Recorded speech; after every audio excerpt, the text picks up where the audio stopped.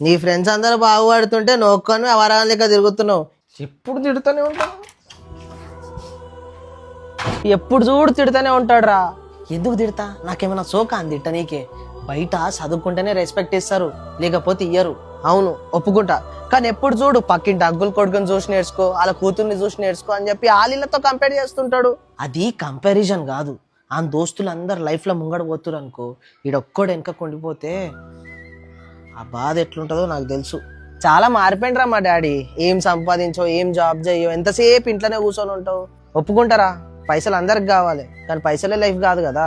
ఈ మాటలు ముడ్డు కింద మస్తు పైసలు ఉన్నాడు అంటాడు.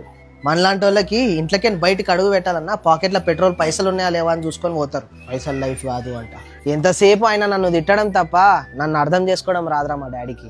ఎంతసేపు అని తిట్టేది, ఆయన వెనకబడేదే కనిపిస్తుందా? ఆ లైఫ్ ఏమైపోతుంది అన్న టెన్షన్ నాకు ఉండదా? ఏం మంచిగా బిహేవ్ చేస్తలేడురా మా డాడీ. మా డాడీ కన్నా మీ డాడీ మంచోడు, నీ గురించి ఆలోచిస్తాడు. వాడి లైఫ్ గురించి ఆలోచించే నన్ను వాడి దృష్టిలో మంచోడు కాదు అనుకుంటాడా?